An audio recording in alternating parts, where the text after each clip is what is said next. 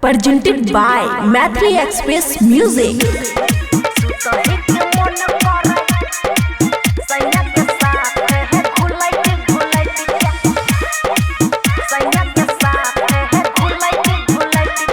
खुशी recording studio Baluaha. लागहि बार जार गे कर में कुछ जगार गे सुना लागहि बार जार गे कर में कुछ जगार गे के तुम तापी आग घुरा के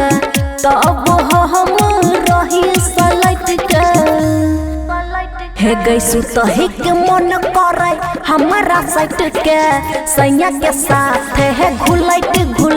के सुतही के मन करे हमारा साइट के सैया के साथ है घुलट के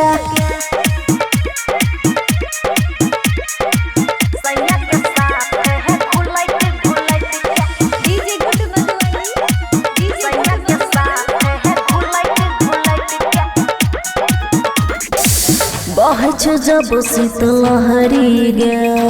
टीसु मारै छै सगरी गे रहै न काबू मन गे सिहरे सहु बदन गे बहछ जब शीतलहरी गे टीसु मारै छै सगरी गे रहै न काबू मन सिहरे सहु से बदन गे अगुआ नहीं दूरा परियाबे कोई नहीं देखाई पलट के सुतई के मन करे हमारा साइट के सैया के साथ है घुलट के सुतई के मन करे हमारा साइट के सैया के साथ है घुलट के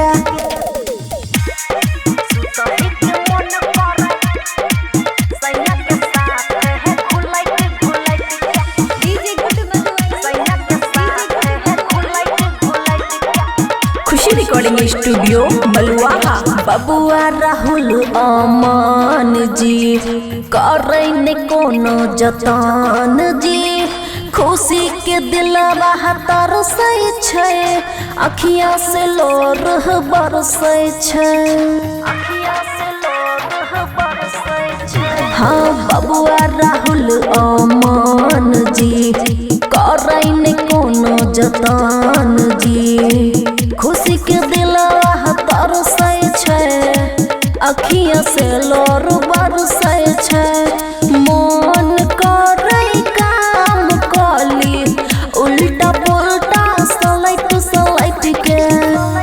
सुतई के मन करे हमारा साइट के सैया के साथ घुलट के सुतई के मन करे हमारा साइट के सैया के साथ घुलट के बुझली सखी। खुशी रिकॉर्डिंग स्टूडियो बलुआहा।